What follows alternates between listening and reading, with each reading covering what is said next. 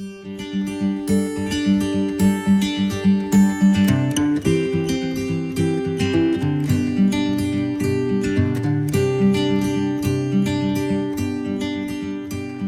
everyone, you having a good time? Me too. This is so touching to me. I was just saying to Mary Sice, it's inconceivable to me that it's been 20 years since the inception of ACEP. What I'm going to talk with you about today is ways to upgrade your client's relationship with their personal power, to develop ethical personal power skills. Now, believe it or not, that was me at about age 5, 6, somewhere in there. And around the time that this photograph was taken, our family got a New Year's card, a UNICEF New Year's card. You all know UNICEF, United Nations International Children's Fund. And the New Year's card had a message that when I read it, it went straight into the core of my being at a level that I didn't have a way of knowing back then was going to really impact the trajectory of my life. And the words are with me to this day. And those words are, the greater peace will only come after the smaller peace we make with each other. And what I would add is the smaller peace we make within ourselves. Well, in contrast to that, today we have a different kind of environment than that wish that UNICEF had back in 1950, whatever it was, 59, 60, somewhere in there. We have bias, antagonism, polarization, opposition, all kinds of ugly stuff. You read something about that? You heard something about that? Unless you've been hiding under a rock, which you may be better off there, but otherwise, you're well aware of that. Our society is massively infected by damaging distortions in how power is expressed and equally dysfunctional distortions and reactions around power abuse. The daily parade of dysfunctional power abuse is relentless, wouldn't you say? Yeah. Can I hear an amen? Yeah. Well, think about this for a moment. What is this social climate doing to your clients? You see, many clients believe that personal power means being a coercive, competitive tyrant. It's the only version of power many of our clients have ever been exposed to, and chances are very good, with very few exceptions with people who come to us as clients, is they're allergic to that. They don't want that, and they may never have been exposed to another relationship with power than that one. And that misunderstanding of what personal power is incredibly self-defeating. We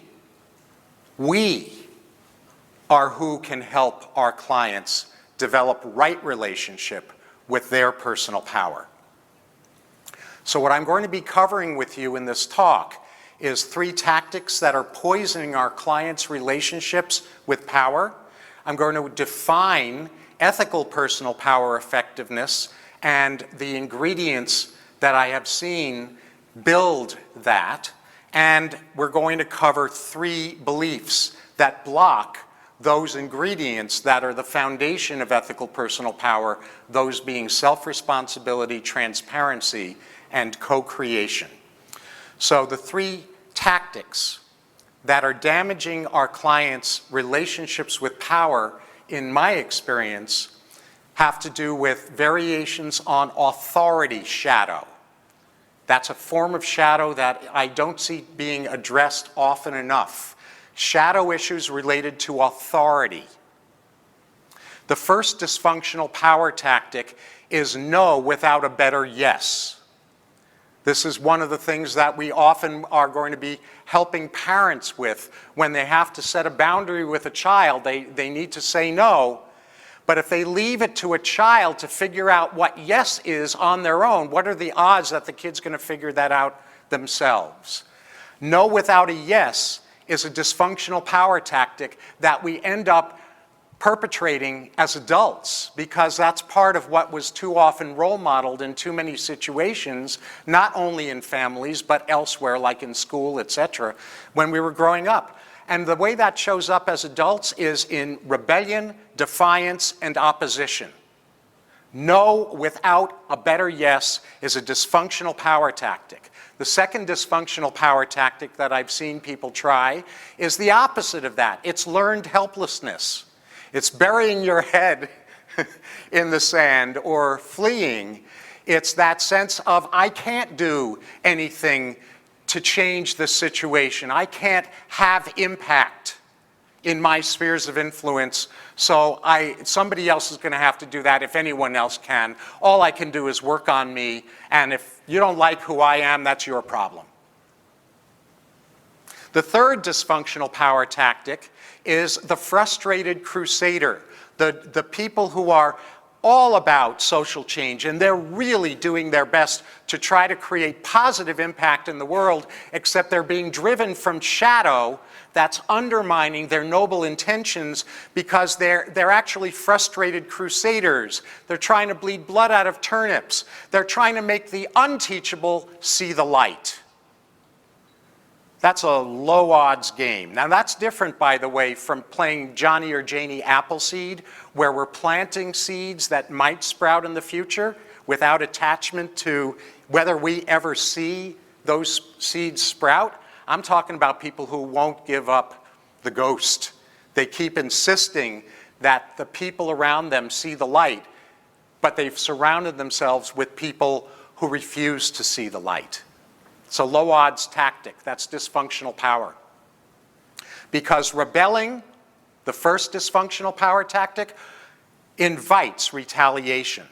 Ignoring, sticking our head in the sand, keeps tyrants in power.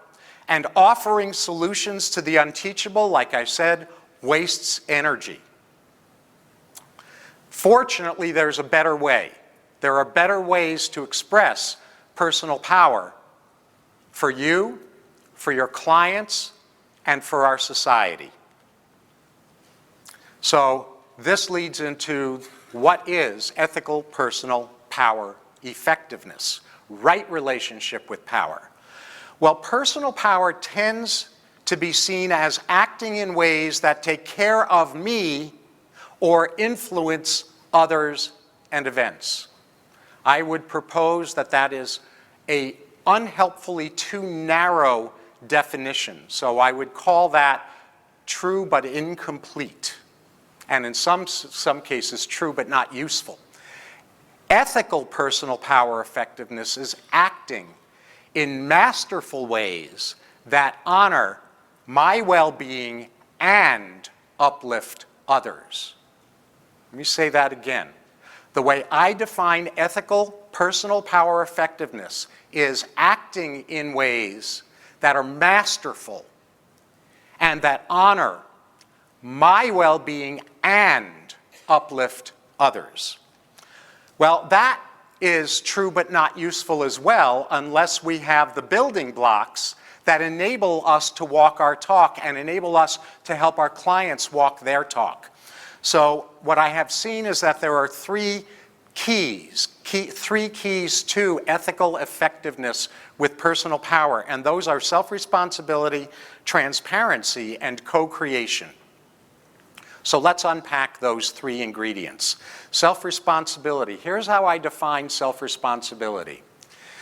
Self-responsibility is taking responsibility, taking ownership of the narratives I adopt, the stories I tell myself about the meaning of what's going on inside me or around me, the emotions that those narratives that I invent activate in me, my words and actions that result from the emotions that I'm having as a result of the stories I'm telling myself, and the impacts of my words and actions on myself and others. That's how I define self-responsibility. So here's my question to you. What percentage of your clients actually have high-level self-responsibility competence within that definition? How many of you think 100% of your clients have that? How many of you think half of your clients have that? Good. Good on you. How many of you think maybe a quarter of your clients have that? Good. How many of you think that it's less than 10% of your clients who come to you without that level of self-responsibility? Yeah. Well, if we're somewhere between 10 and 25%, there were a couple of you that said 50%, and bless you for that. That's brilliant. Think about the impact of that on our society, that smaller percentage of people who even understand what self-responsibility is, let alone be able to walk that in their lives. The limiting beliefs, the psychological, psychoenergetic reversals that block self-responsibility include fear of feeling guilty if I take responsibility. If I take responsibility, then I'm going to go into shame. And another one is if I am self-responsible, the perpetrator, the person or people or group that are doing things that are unacceptable will get away with continuing to do the unacceptable, so I can't take responsibility or I'm letting them off the hook. Those are reversals that need to be identified and treated when they're present. Which leads to my second question. How attentive and proficient are you in helping your clients become more fully self-responsible? And I'm not going to ask for a show of hands here on this one, but what I'm talking about is 3 levels of intervention that are not interchangeable. They're not pick one and ignore the others. They are all together. They're a package. Elevating mindset. How attentive and proficient are you at helping clients elevate their understanding about, their mindset about self-responsibility? How attentive and proficient are you at helping your clients remove their reversals, their blocks to stepping into full shame-free self-responsibility? And how attentive and proficient are you at helping your clients upgrade the life skills they need to upgrade in order to walk the talk of self-responsibility? Second power key is transparency. One of the problems that I see, and I imagine you do too, is that what most people call transparency isn't. Transparency is not claiming, well, that's just the way I am, as a way of giving myself a pass card on harmful impact. Transparency is not telling others about them. That's not transparency. Transparency is not presenting interpretations as though they're facts, or thoughts and judgments as though they're feelings. You know the famous statement that people will often make when they're learning how to do I statements and they don't really have a feel for self-responsibility? Well, I feel that you are, right? Transparency is not indulging or being right about emotions, about an emotion. Emotions have no justification. Emotions are not justifiable. Why? Because they simply are. There is no way to justify an emotion. So there's no point in indulging in emotion or being right about it. It's all about learning from it, which I'll get to on the next slide. Transparency is not insisting on a position, posture, or solution. And I'll get to that on the slide after this next one. Authentic emotional transparency is disclosing the gold within our emotions instead of indulging or being right about the emotions themselves. What is the emotion trying to teach me? If I say, oh, I'm just being honest, I'm angry, you may very well be angry, but that's true but not useful. If you say to me instead, you know what, I have a boundary, I have a no or an ouch that my anger alerted me to, that I want to tell you about, that starts to get into the realm of useful. That's authentic emotional transparency, one example of it. Authentic intentions transparency is disclosing to others our core intentions that are underneath our positions or postures or proposed solutions, rather than insisting on our positions, postures, or solutions, that those are the best way, the right way to meet an intention. That's a prescription for a tug-of-war, an arm wrestling match. Who's right? That doesn't lead to collaboration, it leads to competition. So what percentage of your clients have high-level emotional and intelligence transparency competence? Well, I'll leave that to you to decide for yourself. Limiting beliefs, psychological reversals that block transparency, well, if I'm transparent, that is going to cause others to have power over me. Well, there's a line from A Course in Miracles, "In my vulnerability, my safety lies." So how attentive and proficient are you in helping your clients become effectively transparent through elevating mindset, removing blocks, and upgrading skills? The third power key is co-creation. There are 4 engagement styles. Coercion is manipulation and capitulation, giving in. Second is competition, scarcity thinking. There's not enough to go around, therefore we have to vie for who has control or validation or safety or the money or whatever. Compromise is attempting to lose the least. Best attainable outcome with compromise is all parties, best case, all parties walk away from the negotiating table feeling equally ripped off. And co-creation, that's the engagement style to go for. Authentic collaborative synergy. What's truly good for me serves what's truly good for all, and vice versa. Co-creation prerequisites are self-responsibility and authentic transparency. But co-creation also requires teachable humility, a synergy mindset, the ability to integrate tensions instead of either or, both and is what tensions integration or tensions competence is. Commitment competence and accountability literacy, being literate about how to actually be accountable.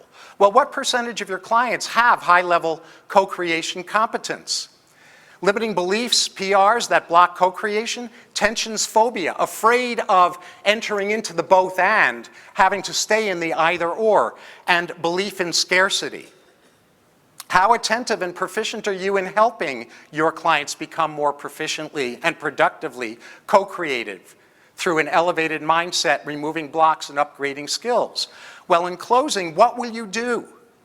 My hypothesis is that the more masterful our clients become at integrating self-responsibility, transparency, and co-creation, the stronger their ethical personal power effectiveness will grow, the more their positive impact in the world will expand, the happier and more fulfilled they'll become, and the more they'll help to elevate our society. So we've named 3 tactics poisoning our clients' relationships with power: adolescent rebellion, learned helplessness, and trying to reform the unteachable. Defining ethical personal power effectiveness, acting in masterful ways that keep my well-being in my hands and positively uplift people and events.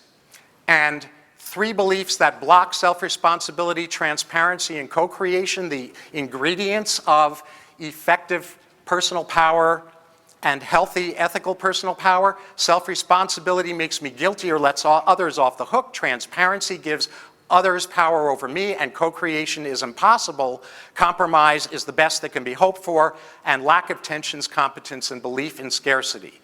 So elevate mindset, remove blocks, and upgrade skills. It's all of those things. I think it's an ethical imperative for our field to take power by the horns and help our clients develop right relationship with it.